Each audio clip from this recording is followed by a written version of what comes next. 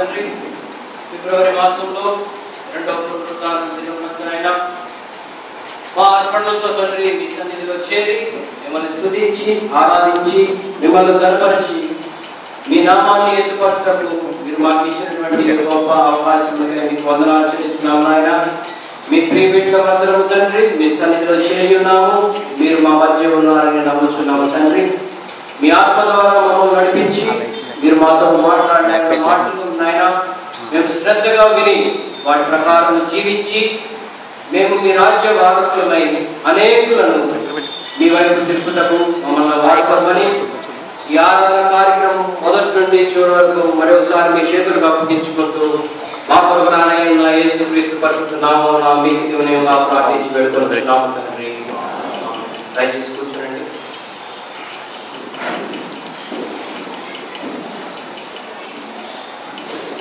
మన సృష్టికర్త, విమోచకుడు, ఆదరణకర్త అయిన త్రియేక దేవుని నామమునకు మహిమ, ఘనత, ప్రభావములు యుగయుగములు కలుగునుగాక. అదే విధముగా నేటి ఉదయకాల సమయమందు దేవుని స్తుతించడానికి ఆయన మీకు చేసినటువంటి మనందరికీ చేసినటువంటి వేళలను జ్ఞాపకం చేసుకుంటూ కృతజ్ఞతా భావం కలిగి ఆయన సన్నిధికి మన అర్పణలను తీసుకొని వచ్చి దేవుని ఆరాధిస్తున్న దేవుని పరిశుద్ధులైన మీ అందరికీ హృదయపూర్వక వందనాలను తెలియజేస్తున్నా. మరి సంఘ కాపరి గారు పిన్నిబాబు గారు చెప్పినట్లు నేను గురుకుల్ మెడ్రాస్లో మరి నేను అన్న అంటాను. మరి పెద్దవాళ్ళ కంటే అలాగే ఒకే ఇంటి పేరెంట్, ఆయన దాసరి పిన్ని, నేను కూడా దాసరి సంజయ్. మరి బాగా దగ్గరగా మీ అన్న అంటారు, చక్కగా కలిసి ఉండేవాళ్ళం. మరి దేవుని చిత్తాన్ని బట్టి మరి బ్యాచులర్ స్టడీస్ అయిపోయిన తర్వాత MPH మాస్టర్ ఇన్ థియాలజీ చేయడానికి నేను స్వీడన్ దేశం వెళ్ళాను. మరి అన్నతో పాటు మేమందరం మరి మన బిషప్ తండ్రి గారు ఉన్నారు కదండి, దైవాశీర్వాదం గారి మరి పెద్ద కుమారుడు నాతో పాటు అక్కడ మెడ్రాస్లో చదువుకున్నారు. అలాగే 3వ అన్న కుమారుడు, మేమందరము ఒకే టీమ్గా మెడ్రాస్లో కలిసి చదువుకున్నాను. అదొక గొప్ప ధన్యతగా నేను భావిస్తున్నాను. మరి నేను స్వీడన్లో MPH చేస్తున్నాను. అది అయిపోయిన తర్వాత నా భార్య అక్కడ మాలిక్యులర్ బయాలజీలో తను PhD చేస్తున్నది. రేపు జూన్ 14కి తను PhD డిఫెన్స్ చేస్తుంది. సో తను మరి ఇండియా మరి మేము వచ్చేసేసి మరి మినిస్ట్రీలో ఉండాలని తను కూడా ఇక్కడ ఏదో ఉద్యోగం చేసుకోవాలనే ఉద్దేశంలో నేను ముందుగా వచ్చి మరి నాకైతే బైబిల్ కాలేజీలో టీచింగ్ అలవాటు ఉన్నది, కానీ చర్చ్ మినిస్ట్రీ చాలా తక్కువ అనుభవం ఉన్నది. అందును బట్టి మరి సంఘ పరిచర్యలో కూడా ఎక్కువగా ఉండాలని నేను ముందుగా వచ్చి మరి లూథరన్ చర్చిలో హైదరాబాద్లో లక్కీ కపూర్ చర్చ్ అని మెయిన్ చర్చ్ అక్కడ కొంతకాలం పనిచేశాను. ఆ తర్వాత వనస్థలిపురంలో ఇంకో చర్చిలో పనిచేశాను. ప్రస్తుతము నాచారంలో HFTలో సెయింట్ మాథ్యూస్ లూథరన్ చర్చిలో మరి సంఘ కాపరిగా అక్కడ కొంతకాలం పనిచేస్తానని చెప్పి నాకు అక్కడ నిర్ణయించి ఉన్నారు. మరి మేమందరము పోయిన ఆదివారము సంఘం అంతా కలిసి మెదక్లో మన CSI చర్చ్ ఉంది కదండి, మరి మా సంఘం అంతా మేము కలిసి లూథరన్ చర్చ్ అందరం కలిసి ఆ మెదక్లో మంచిగా ఆ రోజు మొదటి ఆదివారం పోయిన ఆదివారము మేమంతా పిక్నిక్ వెళ్ళి అక్కడ సంతోషంగా మరి మెదక్ చర్చిలో మేము గడిపాం. మరి 2వ ఆదివారము మరి మీ మధ్య దేవుని ఆరాధించడానికి దేవుడు మరి నాకు ఇచ్చినటువంటి యొక్క అవకాశాన్ని బట్టి దేవునికి వందనాలు చెల్లిస్తాను. మిమ్మల్ని అందరూ చూస్తుంటే నాకు ఎంతో సంతోషంగా ఉంది. ఎందుకంటే మరి యోహాను సువార్త 14వ అధ్యాయం 2వ వచనంలో దేవుడు మాట, మన యేసుక్రీస్తు వారు మరి ఆయన ఒక మాట చెప్తున్నారు. ఏమనండి, నేను మరలా వచ్చి మిమ్మల్ని నేను ఎక్కడైతే ఉంటానో మీరు కూడా అక్కడే ఉండులాగున నేను వచ్చి మిమ్మల్ని తీసుకువెళ్తాను. నేను ఇలాగే AC కాలేజీలో మరి నేను ఇంటర్మీడియట్ 90వ సంవత్సరం అప్పుడు నేను చదువుతున్నప్పుడు నా తోటి స్టూడెంట్ మేమందరము క్రిస్టియన్, అది AC college Andhra Christian college. మరి క్రిస్టియన్ కాలేజీలో నా తోటి విద్యార్థులందరూ మరి పాస్టర్ పిల్లలు. శాంతవర్ధన్ గారు మీరు వినే ఉంటారు. శాంతవర్ధన్ గారి కుమారుడు అంటే గుంటూరులో ఉన్నటువంటి పెద్ద పెద్ద క్రైస్తవ భక్తులు, అలాగే మంచి అందరు క్రైస్తవులు అన్నమాట. వీరందరూ నా క్లాస్మేట్స్. వారిలో ఒక అబ్బాయిని నేను అడిగాను, ఎరా మరి మనం మామూలుగా క్రైస్తవులు కాబట్టి చర్చ విషయాలు మాట్లాడుకుంటూ, మరి ఈ లోకంలో మనం జీవించిన తర్వాత నువ్వు ఎక్కడికి వెళ్ళాలనుకుంటున్నావురా అని అడిగినప్పుడు ఏ మాత్రం తడుముకోకుండా నేను నరకానికి వెళ్తానన్నాడు. అదేంటా, ఎంతో మంది పరలోకానికి వెళ్ళాలని ఎంతో పరిశుద్ధంగా జీవిస్తూ విధంగా ఉంటే నువ్వేంటి నరకానికి వెళ్తానంటున్నావు అని అంటే ఆయన అంటున్నాడు, పరలోకంకి వెళ్తే అక్కడ ఏముంటది, నాకు అక్కడ ఏమి ఒక్కళ్ళ ముఖం కూడా నాకు తెలియదు, అందరు అక్కడ కొత్త కొత్త వాళ్ళు ఉంటారు. ఇది చూడు, మన పక్కన ఉన్నటువంటి వీళ్ళందరూ వేషధారులైనటువంటి క్రైస్తవులు, మనందరం ఉండే నరకంలోనే కదరా, మనం ఇక్కడ ఎంత చక్కగా ఎంజాయ్ చేస్తున్నామో అక్కడ కూడా మనందరం కలిసే ఉందాము. ఆ పరలోకానికి వెళ్ళి కొత్త మొఖాలు ఉంటాయి, అక్కడ మనం ఏం చేస్తాం, మనకి ఎవరు తెలుసు, మనతో ఎవరు మాట్లాడతారు. సో ఆయన ఉద్దేశము ఈ లోక సంబంధంగా ఉన్నది. మరి మనము ఎవరినైతే విశ్వసిస్తున్నామో, ఎవరినైతే వెంబడిస్తున్నామో ఆయన మన కొరకు తన యొక్క ప్రాణాన్ని అర్పించి మనం ఎల్లప్పుడూ ఆయనతో పాటు ఉండాలని ఆయన ఒక ప్రత్యేకమైనటువంటి ప్రణాళికను కలిగి ఉన్నాడు. మరి ఈరోజు మనం చూసినట్లయితే మనందరము ఇక్కడ చేరినటువంటి ఈ యొక్క ప్రత్యేకత జరగనుకున్నటువంటి ప్రత్యేకత ఏమిటంటే, దేవుని మనము మనకిచ్చినటువంటి ఆ సమృద్ధిలో నుంచి దేవుడు అందరినీ దీవించాడు కదండి. ఎవరినైనా తక్కువగా చూశాడా? అందరినీ దీవించాడు. మరి మనం దీవించినప్పుడు ఆయన ప్రేమను మనము తిరిగి జ్ఞాపకం చేసుకుంటూ మనం ఆయన సన్నిధికి అర్పణలను తీసుకొని వచ్చున్నాం. మరి ఈరోజు మనకు పాత నిబంధన నుండి, అలాగే పత్రిక నుండి, సువార్త నుండి పాఠములు చదివిన వాటిలో కొన్ని వచనములు నేను మరలా తిరిగి చదివి వినిపిస్తాను. ద్వితీయోపదేశ కాండము 26వ అధ్యాయము 10వ వచనం. కాబట్టి యెహోవా, నీవే నాకు ఇచ్చిన భూమి యొక్క ప్రథమ ఫలము నేను తెచ్చి ఉన్నానని నీ దేవుడైన యెహోవా సన్నిధిని చెప్పి, నీ దేవుడైన యెహోవా సన్నిధిని దానిని పెట్టి, నీ దేవుడైన యెహోవా సన్నిధిని నమస్కారం చేసి, నీకు నువ్వు నీ ఇంటి వారికి నీ దేవుడైన యెహోవా దయచేసిన మేలంతటి విషయము నీవు లేవీయులను నీ దేశంలో ఉన్న పరదేశంలో సంతోషపరచవలెను. You have to do it. So it is something like it's a commandment. అది ఒక ఆజ్ఞ. ఈ యొక్క మనం చేస్తున్నటువంటిది అది ఒక మొదటిగా మనం దాన్ని గమనించినట్లయితే నీవు చేయవలెను. You have to do it. You must do it. It's a commandment. అలాగే ఇట్స్ ఆల్సో మరలా మరి పత్రికలో చూసినట్లయితే గలతీయులకు రాసిన పత్రిక 6వ అధ్యాయము 8వ వచనం. ఏలయనగా తన శరీరేచ్ఛలను బట్టి విత్తువాడు తన శరీరము నుండి క్షయమును పంటను కోయను, ఆత్మను బట్టి విత్తువాడు ఆత్మ నుండి నిత్య జీవము అను పంటను కోయను. ఈ యొక్క ప్రత్యేకమైన వచనములో 2 విషయాలు ఉన్నాయి, శరీరము, ఆత్మ. శరీరము నుండి క్షయమైన పంట కోయను, ఆత్మను బట్టి విత్తువాడు ఆత్మ నుండి నిత్య జీవము అనేటువంటి పంటను కోస్తాడు అని చెప్తారు. అలాగే మనం చూసినట్లయితే మరి లూకాసు వార్త 12వ అధ్యాయము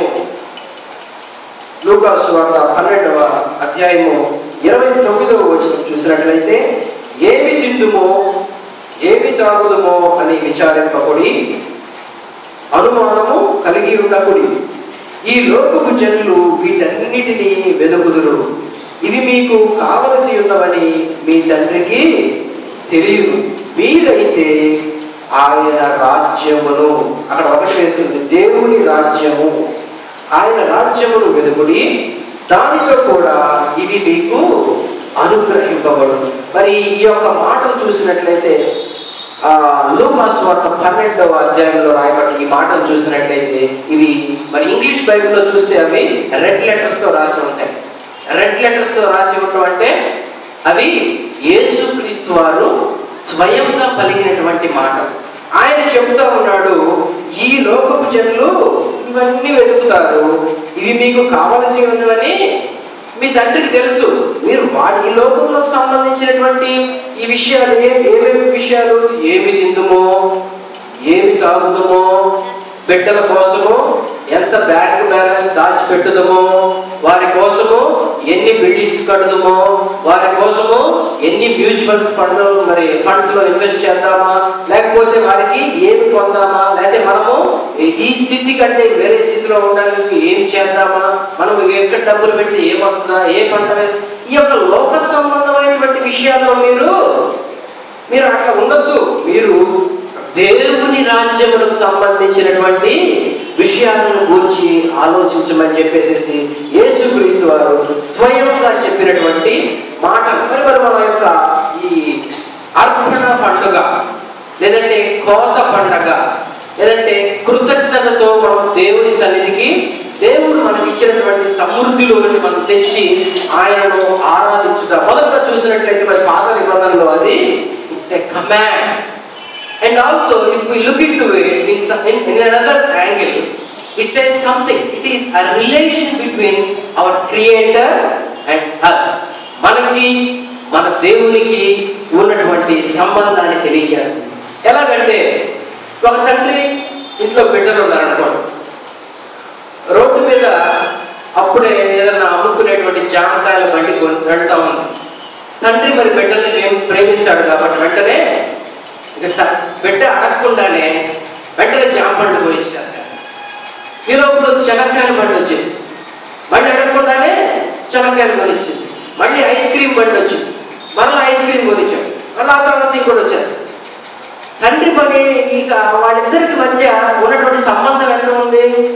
తండ్రి కనపడ్డదల్లా తెచ్చిస్తున్నాడు, బిడ్డ కనపడ్డదల్లా తండ్రి తెచ్చినంతా తిని కూర్చుంటున్నాడు. కానీ మరి ఆ బిడ్డకి జీర్ణమవుతుందా లేదా, బిడ్డ ఎంతవరకు తినగలడు, బిడ్డ ఎంతవరకు సహించుకోగలడు, బిడ్డ ఎంతవరకు తట్టుకోగలడు అనేటువంటి విషయాలు తండ్రి ఆలోచించాలి.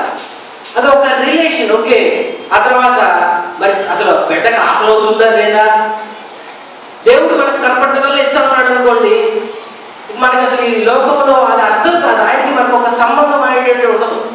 మొదట మనం చూస్తే అది ఆజ్ఞ, రెండో విధంగా చూస్తే it's a relation between God and us. మనం దేవుని సన్నిధికి రావడం, దేవా నా పరిస్థితి, లేదంటే ఓకే బిడ్డ నీ సంగతి, నీకేం కావాలో నాకు తెలుసే. మరి యేసుక్రీస్తు చక్కగా చెప్తా ఉన్నాడు 30వ విషయం, ఈ లోకపు జనులు వీటి గురించి వెతుకుదురు, ఇవి మీకు కావలసినవి అని మీ తండ్రికి ఆల్రెడీ తెలుసు. Your father very well know what all you need. ఒకవేళ మీకు ఇది ఇస్తే మీరు దానివల్ల ఏమన్నా అజీర్తి అయిపోతుందేమో, దాన్ని తట్టుకోలేరేమో, మరి నీకు ఇప్పుడు గబక్కన ఒక హెలికాప్టర్ కొనిచ్చాడు అనుకోండి, మనం నడపగలమో లేదు, లేదా గబక్కన అది వేసుకునేవి అక్కడ పడి చచ్చిపోతావేమో, ఇవన్నీ మనకు ఆశలు ఎక్కువైతే ఉంటాయి. మనం అవి చూస్తూ ఈ లోకంలో అన్ని చూసినప్పుడు మనం చాలా ఆశపడుతూ ఉంటాం. కానీ మనకి సరి అయినటువంటివి అవునా కాదా అని మన పరలోకపు తండ్రి వివేచించి మరి మనకి ఏమి తట్టుకోగలమో, మనము దేనిని సద్వినియోగపరచుకోగలమో, వేటి మీద మనం చక్కగా జీవించగలము అనేటువంటి విషయాలు ఆయన మరి ఎరిగి ఉండి దాని ప్రకారం ఆయన మనకు అనుగ్రహిస్తూ ఉంటాడు. ఆయన మన దగ్గర ఏం కోరుతారంటే రిలేషన్. దేవా నాకు ఇది కావాలి, దేవా God I love you very much, I'm very satisfied with your gifts. మీరు ఇస్తున్నటువంటి ఈ బహుమానాలను బట్టి, ఇది బట్టి సో మనము ఆయన యొక్క ఇస్తున్నటువంటి ఆ విధానాన్ని మనం అర్థం చేసుకొని ఆ యొక్క థ్యాంక్ఫుల్ హార్ట్తో, కృతజ్ఞత భావంతో వస్తున్నప్పుడు, సరే మన బిడ్డకు 10 రూపాయలు ఇచ్చామనుకోండి, బిడ్డ మొత్తము మరి అందులో ఒక 10 రూపాయలతో డాడీ ఆ రోజు వాళ్ళు అడిగారు కదా, నేను నీకు తీసుకొచ్చానంటే తండ్రి ఎంత సంతోషిస్తాడండి, అవును కదా.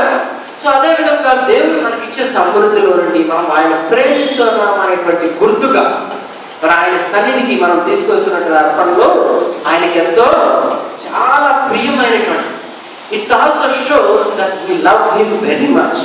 మరి యొక్క ప్రాసెస్ ని మనం గమనించినట్లయితే ఇట్స్ ఎ సైక్లిక్. మనం కీర్తనల గ్రంథము 65వ అధ్యాయము 11 చూసినట్లయితే సంవత్సరము అనే దయా కిరీటంతో మనలో ఆయన నింపుతూ ఉన్నాడు. దయా కిరీటం. కిరీటం ఏ విధంగా ఉంటుందండి? 4 పలకలుగా ఉంటుందా? కిరీటము రౌండ్ గా, సర్కిల్ గా ఉండదు, గుండ్రముగా ఉండదు.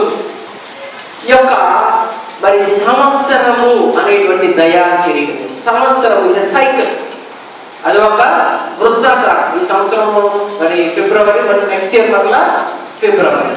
మరి మనం గమనిస్తున్నట్టే ఫిబ్రవరి 20వ తారీఖున బడ్జెట్ సమావేశం.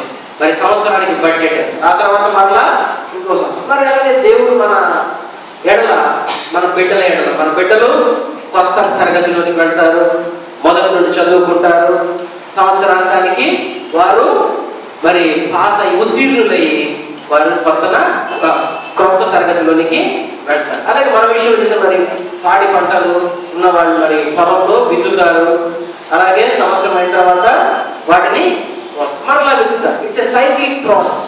అంటే ఇది జరుగుతూ ఉంటుంది, సంవత్సరము ఇది జరుగుతూ ఉంటుంది అన్నమాట. మరి ఈ యొక్క కృతజ్ఞత, ఈ యొక్క జరుగుతున్నటువంటి ఈ సంవత్సరము అనేటువంటి దయా కిరీటాన్ని దేవుడు మనకు, అది ఒక కిరీటముగా ఉండదు. దేవుడు మనకు దీవిస్తున్న విధానము ఇది ఒక కిరీటముగా దేవుడు మనకు అందరికీ ప్రతి సంవత్సరము మరి ఆయన ధరింప చేస్తూ ఉన్నాడు.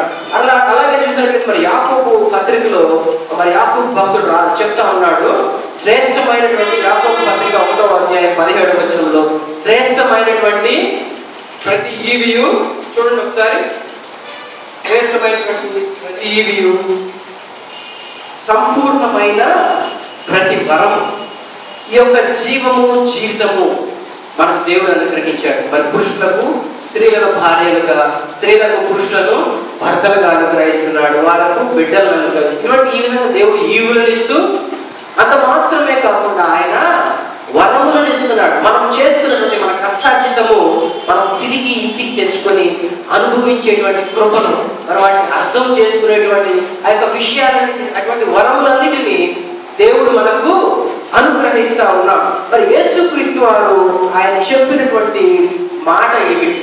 మీరు ఈ లోక సంబంధమైన వాటి గురించి లోకస్తులనే ఉండొద్దు అంటున్నారు. మరి లోకస్తులు ఏం చేస్తారు? వారి యొక్క ఉద్దేశాలు, వారి పరిస్థితులు లేదా ఎట్లా ఉంటాయో నేను ఒక చిన్న ఉదాహరణ చెప్తాను. యేసుక్రీస్తు వారిని మరి గమనించినట్లయితే, యేసుక్రీస్తు వారి లోకంలోనికి వచ్చినప్పుడు ఆయన పరలోక రాజ్య సంబంధమైనటువంటి విషయాలన్నింటినీ ఉపమాన రీతిలో, పారాబుల్స్ గా, ఉపమాన రీతిలో ఆయన తెలియజేస్తారు. ఎందుకంటే ఆయన చాలా మందిలో ఉన్నప్పుడేమో ప్రసంగించేవారు. మరి ప్రత్యేకంగా ఆయన శిష్యులను ఒక పక్కకు తీసుకువెళ్ళి వారికి బోధించేవారు. ఇట్లా దీన్ని ఈ విధంగా అర్థం చేసుకోవాలి, ఈ విషయం ఇట్లా అని చెప్పేసి ఉపమాన రీతిగా ఆయన తెలియజేస్తూ ఉంటాడు. మరి నాకు ఆ సమయం లేదు కాబట్టి నేను కూడా ఉపమాన రీతిగా కొన్ని విషయాలను మరి నాకు దేవుడు నా మనసులో పెట్టిన మాటలు మీకు చెప్తాను. మరి ఈ లోకస్తులు ఏం చేస్తూ ఉంటారు? లేదా మనలో కూడా చాలా మంది ఒక సేయింగ్ ఉన్నది, God gives and forgives, man gets and forgets. దేవుడు ఇస్తాడు, క్షమిస్తాడు, మనిషి పుచ్చుకుంటాడు, మర్చిపోతాడు. మరి ఒక షాపింగ్ మాల్కి, వెస్ట్రన్ కంట్రీస్ లో ఒక షాపింగ్ మాల్కి ఒక స్త్రీ వెళ్ళి ఒక బిస్కెట్ ప్యాకెట్ కొనుక్కోవచ్చు. ఆమె బిస్కెట్ ప్యాకెట్ కొనుక్కొని ఆమె కావాల్సిన వస్తువులని కొనుక్కొని, అదేవిధంగా ఒక బిస్కెట్ ప్యాకెట్ కొనుక్కొని వచ్చేసేసి బాగా టైర్డ్ అయిపోయాను, ఒక 2 బిస్కెట్స్ తిని కాఫీ తాగేసేసి ఇంటికి వెళ్ళిపోదామని చెప్పేసి బిస్కెట్ ప్యాకెట్ తీసుకొని కూర్చొని ఆమె కాఫీ తీసుకొని టేబుల్ మీద కూర్చున్నప్పుడు ఆమె ఎదురు ఇంకొక ఆయన కూర్చున్నాడు. ఇక ఆమె ఆ ప్యాకెట్ తీసేసేసి ఓపెన్ చేసి ఒక బిస్కెట్ తినేసరికి ఆ ఎదురు ఆయన కూడా వెంటనే ఆయనకు బిస్కెట్ తీసుకున్నాడు. మన ఇండియన్ మెంటాలిటీ ఏంటి, నాయి తీసుకుంటున్నాం అని వెంటనే మాట్లాడాలి. But western people they are very different. వాళ్ళ మెంటాలిటీ, వాళ్ళ ఐడియా డిఫరెంట్. ఆయన చూసి మొదటిసారి సరే అని అనుకున్నాను. ఆమె 2వ బిస్కెట్ తీసుకుంది, ఆయన కూడా 2వ బిస్కెట్ తీసుకుంటున్నాడు. ఆమెకు కొంచెం ఇబ్బంది కలిగింది. ఇదేంటి అడగా పెట్టకుండా చెప్పా చేయకుండా నా బిస్కెట్ నేను తింటుంటున్నాను, నా దాంట్లో ఆయన తింటున్నాడని. సరే అని చెప్పేసేసి అదైపోయిన తర్వాత ఒక చుక్క కాఫీ తాగి మళ్ళీ 3వ బిస్కెట్, ఆయన కూడా 3వ బిస్కెట్ ఇస్తున్నాడు. ఆమె చాలా ఇబ్బంది అయిపోయింది, కాదు తట్టుకోలేకపోతుంది. సరే అని చెప్పేసి కాదు 1 బిస్కెట్ మిగిలింది. ఆ ఒక్క బిస్కెట్ ఆమె తీసుకునేలోపు ఆయన ఏం చేశాడంటే ఆ బిస్కెట్ ని విరిచేసేసి ఆయన ఒక సగం ముక్క తినేసేసి ఆయన వెళ్ళిపోయాడు. ఆ ఒక ముక్క తింటే ఆ బాధ వచ్చి నేను ఎంతో సంతోషంగా షాపింగ్కి వచ్చాను, ఏదో చక్కగా ఉండేసేసి నా వస్తువులు తీసుకుని నా దాంట్లో నేను పోదామంటే ఈయన వచ్చి నా మైండ్ అంతా పాటు చేసేసాడని చెప్పేసి ఆమె అనుకొని మరి అక్కడ బిల్ పే చేసేసి బయటకు వచ్చినాక మన సంచి చూస్తే ఆమె బిస్కెట్ ప్యాకెట్ ఆమె సంచిలోనే ఉంది. అప్పుడు ఆమె రియలైజ్, అరే పొరపాటు పడ్డాను, నా బిస్కెట్ ప్యాకెట్ నేను పెట్టి ఆయన బిస్కెట్ ప్యాకెట్ తింటూ ఆయన్ని నేను ఆయన మీద కష్టపడ్డాను, ఇదేంటబ్బా అని చెప్పేసి ఆమె బాధపడ్డాను. మనం కూడా మన దేవుడు అనేక సార్లు అనేకమైనటువంటి ఈవులు అనుగ్రహిస్తూ ఉంటాడు. మనం ఊహించినటువంటి విషయాలని మనకు అనుగ్రహిస్తున్నప్పుడు మరలా మన పితరులైనటువంటి ఇశ్రాయేలీయులను చూస్తే వారు ఏదైతే దేవుని అనుకుంటారో మనం కూడా ఆయన దగ్గర నుండి తింటాము. ఆయన ఇచ్చిన జీవితము, ఆయన ఇచ్చినటువంటి డబ్బు, ఆయన ఇచ్చినటువంటి ఆహారం, ఆయన ఇచ్చినటువంటి బట్టలు, మనము ఆయన వారము, ఆయన మేకు గొర్రెలము, ఆయన ప్రజలము, ఆయన సొత్తు. మనం ఏమీ కాదు, వీఆర్ నథింగ్. కానీ మనము we are often use to feel something bad about అయ్యో దేవా నాకు ఇవ్వలేదేంటి, అదేంటి ఇదేంటని చెప్పి మనము సడుగుకుంటా ఉంటాం. మరి మనం కృతజ్ఞత లేని వారంగా ఉంటున్నాం.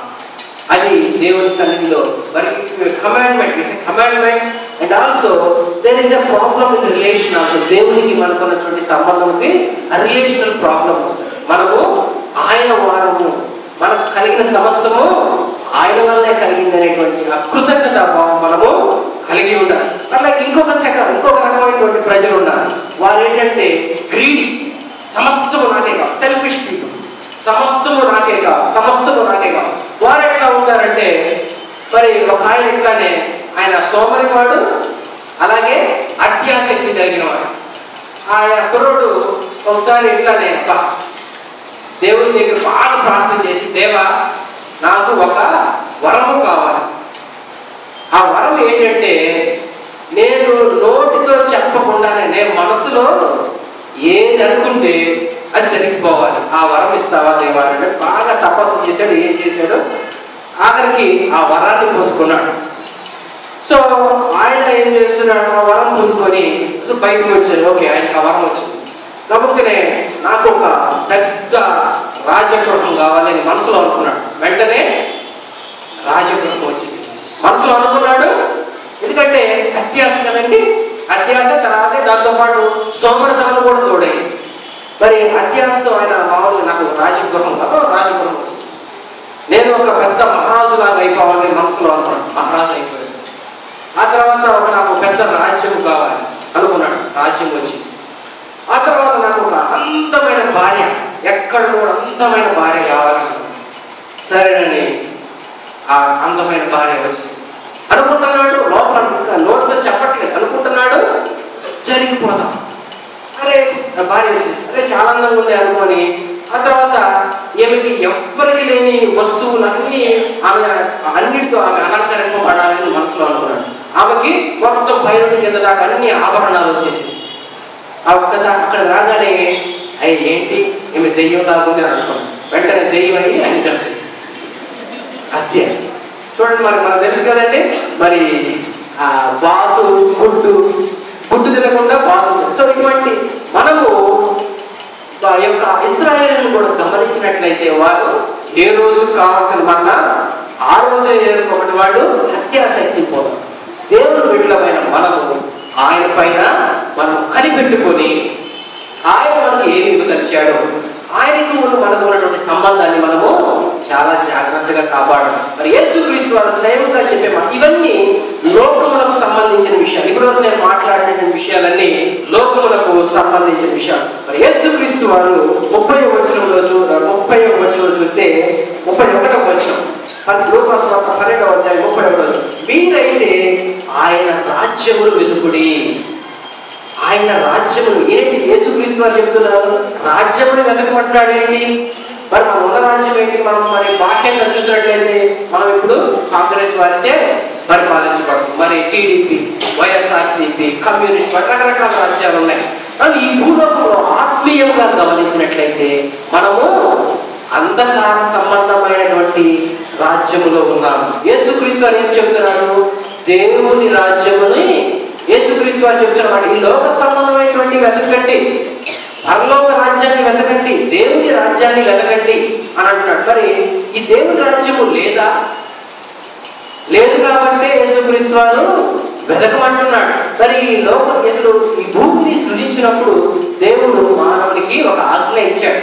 నీవు ఈ భూమిని ఏడు, స్వతంత్రించుకో అని చెప్పి మాటల ఆజ్ఞ ఇచ్చినప్పుడు ఈ మానవునికి అది చేత కాక ఈ యొక్క భూమి దాని యొక్క అధికారాన్ని ఆజ్ఞాతిక్రమం చేయడం ద్వారా సాతానుకు అప్పగించాడు.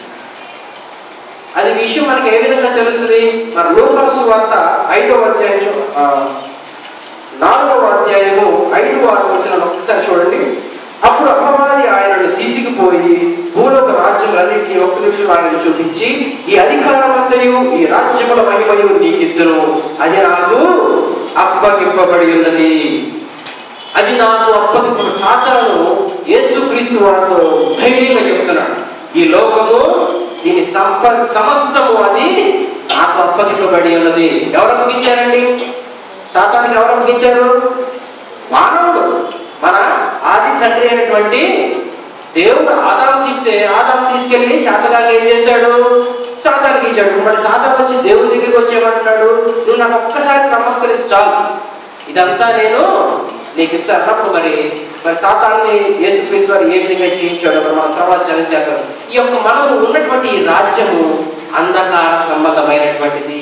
అందుకని యేసుక్రీస్తు వారు మరి మనకి ఈరోజు చదివినటువంటి వాక్యంలో లూకా సువార్త 12వ అధ్యాయం 31 మీరైతే ఆయన రాజ్యమును వెదకుడి, లోక సంబంధమైనటువంటి విషయాలను మీకు ఏం కావాలో అవన్నీ మీ తండ్రికి తెలుసు, కానీ మీరు చేయవలసిన పనిలా ఒకటి ఏమిటయ్యా అంటే అది దేవుని రాజ్యముని వెదకండి.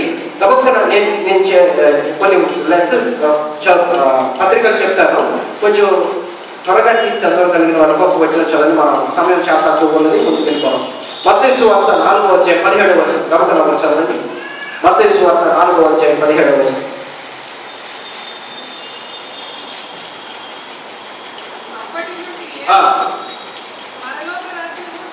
పరలోక రాజ్యము సమీపించినది. Thank you. అలాగే మార్కు సువార్త 1వ అధ్యాయం 15వ వచనం. మార్కు సువార్త 1వ అధ్యాయం 15వ వచనం.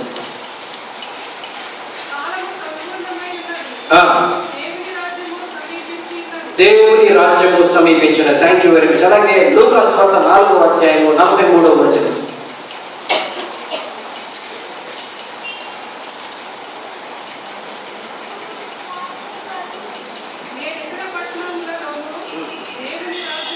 దేవుని రాజ్య సువార్త.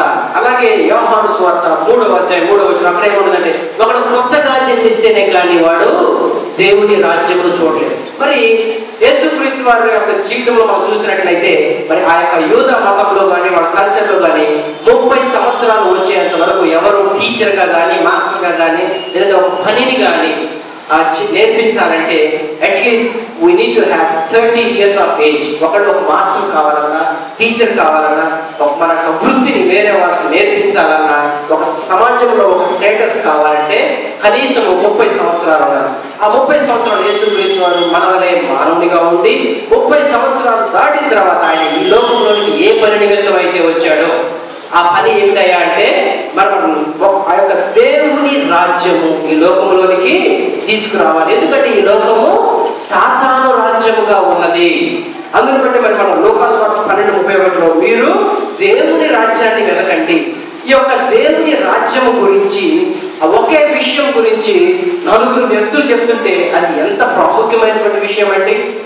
మత్తయి అదే చెప్తున్నాడు, మార్కు అదే చెప్తున్నాడు, లూకా చెప్తున్నాడు, యోహాను చెప్తా ఉన్నాడు. యేసుక్రీస్తు వారు ఏ ఉపమానం చెప్పినా కానీ పరలోక రాజ్యం ఈ విధంగా ఉంటుంది, పరలోక రాజ్యం ఆ విధంగా ఉంటుంది, పరలోక రాజ్యంలో మీరు రావాలంటే ఏ విధంగా మీరు ఉండాలని చెప్పి పరలోక రాజ్యము పరలోక రాజ్యం పరలోక రాజ్యం. అలాగే ఈరోజు మనం చదవబడినటువంటి యొక్క వర్తమానంలో ఈ యొక్క సువార్తలో కూడా 12:31లో మీరు దేవుని యొక్క రాజ్యాన్ని వెతకండి. 4 ఆ విషయాన్ని గురించి చెప్తున్నారంటే ఎంత ప్రాముఖ్యమైనది. కానీ మనకు ఒక కథ ఒక చిన్నది తెలుసండి.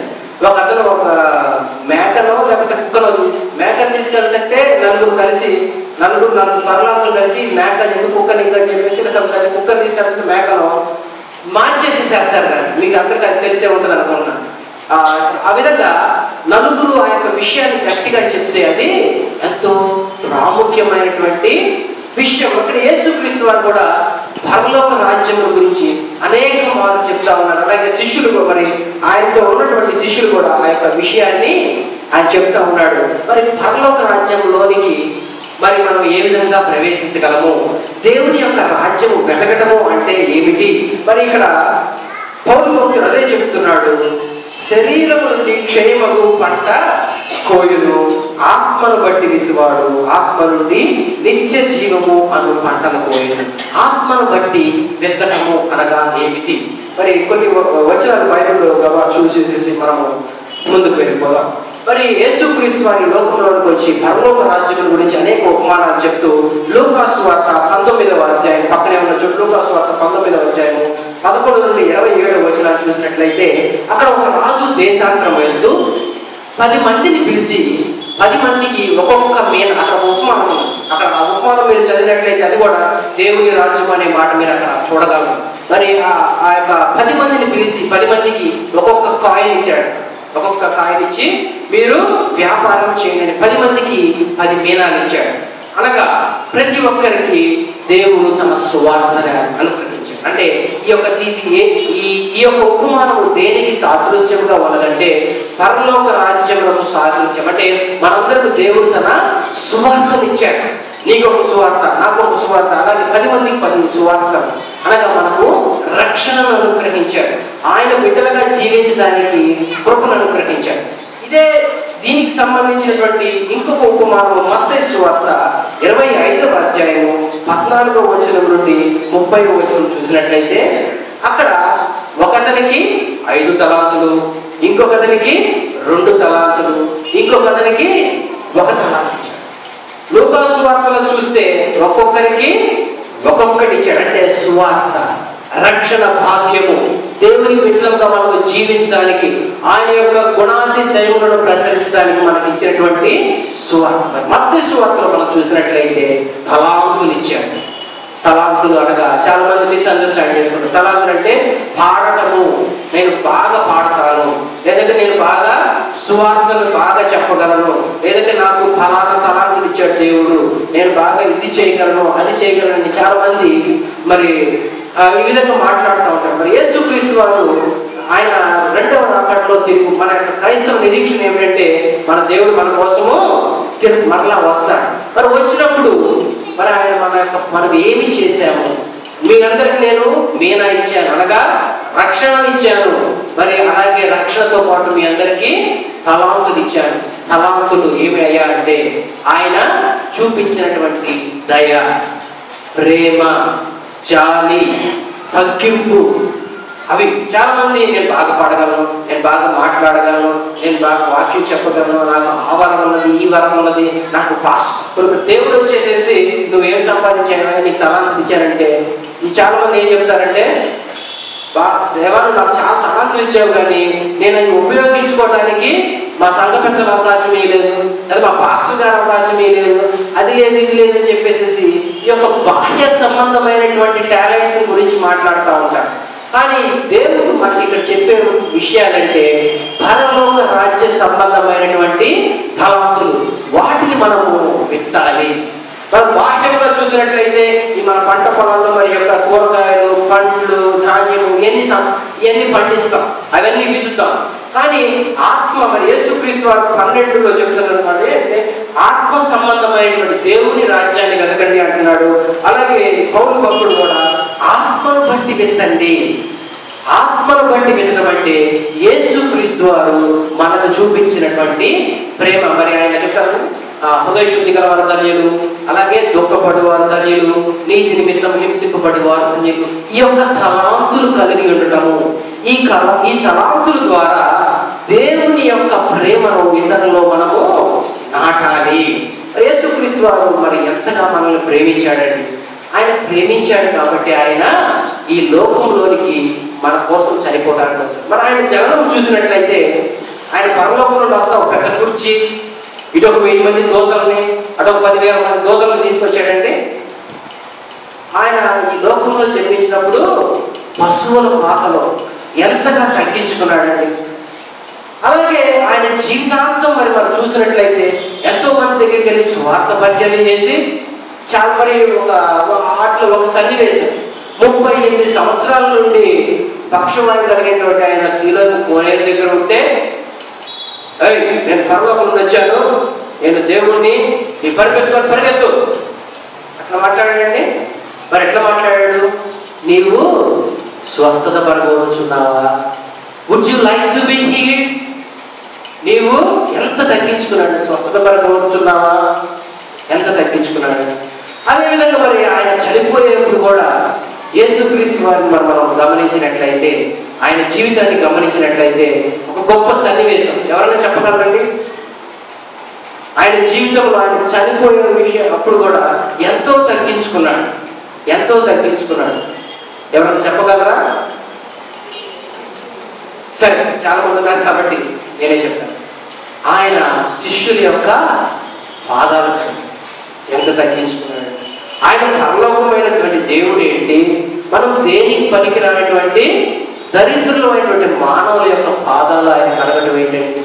ఎవరన్నా ఒకసారి ఆలోచించారా ఆయన ఎంత తగ్గించుకున్నాడు? మరి మనం క్రైస్తవులుగా ఆయన బిడ్డలముగా ఉంటూ ఈ యొక్క లక్షణాలను, పరలోక రాజ్యపు తలాంతులను కలిగి ఈ యొక్క పరలోక రాజ్యపు లక్షణాలను ఎంతమంది హృదయంలో మనం వెతుకుతున్నాము? రేపు యేసుక్రీస్తు వారు 2వ రాకడలో వచ్చినప్పుడు, నేను నీకు తలాంతులు ఇచ్చాను కదా, నేను ప్రేమ గురించి నీకు చెప్పాను కదా, దయను గురించి చెప్పాను కదా, జాలిని గురించి చెప్పాను కదా, నేను ప్రేమించాను కదా. మనం మార్కు సువార్త 14వ అధ్యాయం 36వ వచనం ఒకసారి చూడండి. మార్కు సువార్త 14వ అధ్యాయం 36వ వచనం. 14వ అధ్యాయం 36వ వచనం. నాయనా తండ్రి, నీకు సమస్తము సాధ్యమే, ఈ గిన్నె నా యొద్ద నుండి. యేసుక్రీస్తు వారు మరి నీ వలే నా వలే మానవునిగా ఉండి ఆయన మనలను ఎంతగానో ప్రేమించాడు కాబట్టి తండ్రి ఆజ్ఞకు విధేయుడై ఈ లోకంలోనికి వచ్చి ఆయన సిలువ వేయబడుచున్న ఆఖరి క్షణంలో ఆయన దుఃఖము గెత్సెమనే తోటలో దుఃఖంతో ప్రార్థిస్తా ఉన్నాడు. ప్రార్థిస్తూ ఆ సిలువ ఆ యొక్క శ్రమ ఎంత భారమైందో అది ఎరిగిన వాడే తండ్రితో మాట్లాడుతూ ఉన్నాడు. తండ్రి తండ్రి తండ్రి, ఏదన్నా పాసిబిలిటీ ఉంటే ఆయన నాయనా తండ్రి, నాయనా అన్న ఫాదరే, తండ్రి అన్న ఫాదరే. మరి ఏంటి 2 సార్లు ఫాదర్ ఫాదర్ అంటున్నాడు? మరి మార్కు సువార్తలోనే ఈ యొక్క మాట ప్రత్యేకంగా రాయబడింది, మిగతా సువార్తల్లో రాయలేదు. అలాగే పౌలు భక్తుడు రోమీయులకు రాసిన పత్రిక 8వ అధ్యాయం 16-17 వచనాల్లో అక్కడ కూడా అబ్బా తండ్రి. అలాగే పౌలు భక్తుడు గలతీయులకు కూడా అబ్బా తండ్రి. అబ్బా అన్నటువంటి ఫాదరే, తండ్రి అన్న కానీ ఫాదరే. ఇది ఒక స్పెషల్ ఎక్స్ప్రెషన్. ఈ యొక్క అబ్బా తండ్రి అనేటువంటిది ఒక ప్రత్యేకమైనటువంటి ఆ సంబంధాన్ని తెలియజేస్తుంది, భావన. మనం ఒకవేళ మన ఇంట్లో ఏదైనా పని చేసుకుంటా ఉన్నాం, మరి అమ్మ వంట వండుతూ ఉందనుకోండి. వంట వండుతున్నప్పుడు బిడ్డ మమ్మీ అని చెప్పేసి ఏడ్చుకుంటా వచ్చాడు అనుకోండి, తల్లి ఏం చేస్తుంది? వెంటనే తను చేస్తున్న పనులన్నింటినీ వదిలిపెట్టేసి అమ్మో బిడ్డకి ఏమైందో అని చెప్పి ఒక ఆందోళనతో తల్లి బిడ్డ దగ్గరికి వెళ్తుంది. అలాగే మామూలుగా బిడ్డ ఇంట్లోకి వస్తున్నప్పుడు సంతోషంగా హలో మమ్మీ అనుకుంటూ వచ్చాడు అనుకోండి, ఓకే బిడ్డ సంతోషంగా ఉన్నాడులే అని చెప్పి. ఇది ఒక ఎక్స్ప్రెషన్, భావాన్ని వ్యక్తీకరించటం అన్నమాట. అబ్బా తండ్రి, నాయన తండ్రి అనేటువంటి ఒక మాట, ఆ యొక్క భావాన్ని మనము మన యొక్క ఫీలింగ్ యొక్క మరి ఈ అబ్బా తండ్రి అనేటువంటి మాట ఆ యొక్క పరలోకమందున్న తండ్రికి తన కుమారునికే సంబంధించినటువంటి ప్రత్యేకమైనటువంటి ఆ యొక్క బంధం, నాయన తండ్రి అనేటువంటిది ఆ బంధాన్ని తెలియజేస్తుంది. ఆ బంధంతో తండ్రి కుమారుడు ఏది అడిగితే అది ఇచ్చేసేస్తాడు. ఆ యొక్క బంధంకు ఉన్నటువంటి మనం కూడా అబ్బా తండ్రి అనేటువంటి మూలుగుతో ప్రార్థిస్తే ఆ యొక్క బంధము మనం మాటలతో అర్థం చేసుకోలేము, కానీ ఆత్మలో దాన్ని ఎవరైతే గ్రహిస్తారో వారికి మాత్రమే ఆ యొక్క బంధము అర్థమవుతుంది అనమాట. మరి మనం ముఖ్యమంత్రి దగ్గరికి మనం వెళ్ళామనుకోండి, మనల్ని ఎవరు రానియరు. ఒక ముఖ్యమంత్రి దగ్గరికి కానీ, ఒక జిల్లా అధికారి దగ్గరికి కానీ, మనం ప్రత్యేక పని మీద మనం వెళ్ళామనుకోండి, మనల్ని ఎవరు దగ్గరికి కూడా రానివ్వరు. అదే మనం వేరే ఒక స్పెషల్గా ఆఫీసర్ ద్వారా కానీ ఏ విధంగా వెళ్తే మనకున్నటువంటి ఆ బాంధవ్యాన్ని, ఆ యొక్క ఇన్ఫ్లూయెన్స్ బట్టి ఆ యొక్క పెద్దలతో మాట్లాడే అర్హత మనకు అనుగ్రహిస్తారు. సో ఇక్కడ యేసుక్రీస్తు వారు నాయన తండ్రి, ఒకవేళ ఏదన్నా మీకు సాధ్యమైతే ఈ శిలువ శ్రమ కాకుండా ఏదో ఒక విధంగా ఉందేమో ఆలోచించు. మరి వాళ్ళిద్దరి మధ్య తండ్రికి యేసుక్రీస్తు వారికి ఏ సంభాషణ జరిగిందో మనకు తెలియదు, కానీ సాధ్యమైతే ఈ పాత్ర నా యొద్ద నుండి తొలగించు అని చెప్పేసి యేసుక్రీస్తు వారు అంటున్నాడు. అప్పుడు తండ్రి అంటాడు, ఎవరి కోసం చనిపోతున్నావు నువ్వు? నీ తమ్ముళ్ళ కోసం కాదా? నీ చెల్లెళ్ళ కోసం కాదా? నీవు జ్యేష్ఠుడివి పరలోక రాజ్యానికి. పౌలు భక్తుడు రోమీయులకు రాసిన పత్రిక 8వ అధ్యాయము 29వ వచనంలో చెప్తా ఉన్నాడు, ఆయన జ్యేష్ఠుడు. యేసుక్రీస్తు వారు మన అన్న, పరలోక రాజ్యానికి ద్వారము మార్గము చూపించిన, నేనే మార్గమును సత్యమును జీవమును. ఆ యొక్క పరలోక రాజ్యానికి మార్గము చూపించినటువంటిది యేసుక్రీస్తు వారు.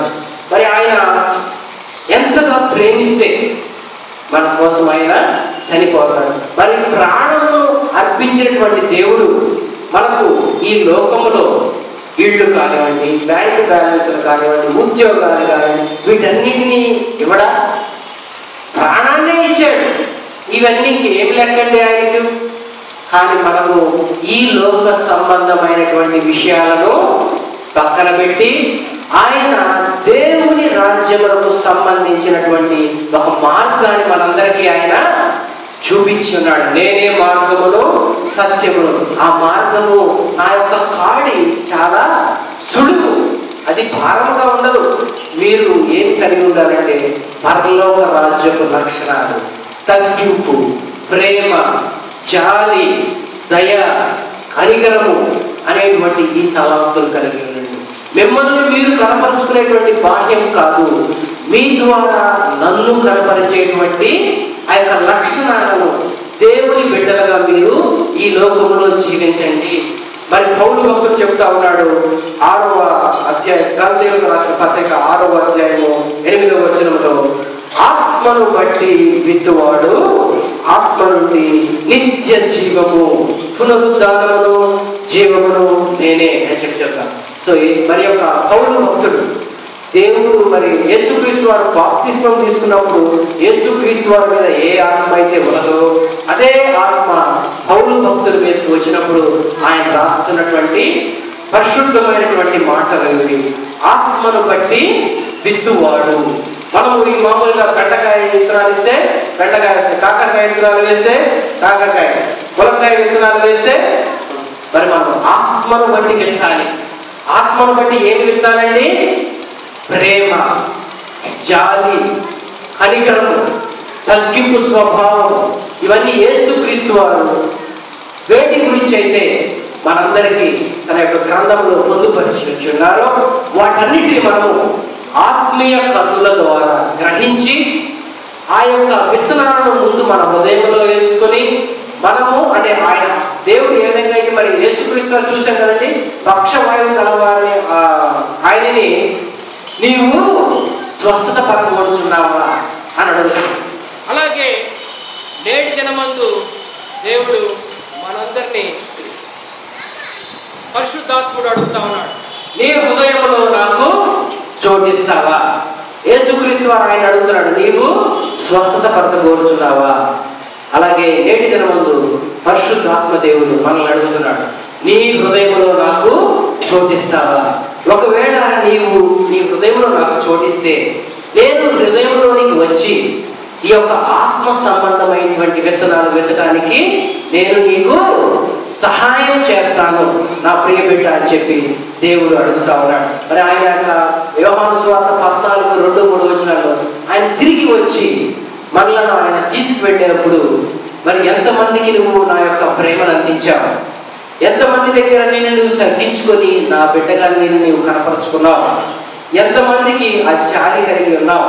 మరి ఎంతమంది విషయాలు మనం ఈ యొక్క సువార్తని వాక్యము ద్వారా కాకుండా మరి క్రియ ద్వారా చెప్పావు అని చెప్పేసేసి యేసుక్రీస్తు వారు మనం అడుగుతారు. నేను చివరిగా సమయం అయిపోయింది, చివరిగా ఒకే ఒక ఉపమానం చెప్పేసేసి నేను ముగిస్తాను. ఈ యొక్క లోకంలో దేవుని యొక్క క్రైస్తవులు అంటే చాలా మందికి చాలా చులకన. ఎందుకని ఆ చులకన అంటే క్రైస్తవులు ఎక్కువ మాట్లాడతారు కానీ మాట్లాడిన విధంగా వారు జీవించకపోవడం వల్ల క్రైస్తవులు అంటే చాలా చులకన. మరి పూర్వకాలంలో ఒక రాజు గొప్ప పండితుని స్కాలర్ని పిలిచి ఒక 3 పుర్రెలు స్కల్స్ ఐడియా ఉంది. పుర్రెలు అంటే చనిపోయిన తర్వాత యొక్క తల భాగాన్ని పుర్రె అంటాం కదండి, కపాలం సంథింగ్.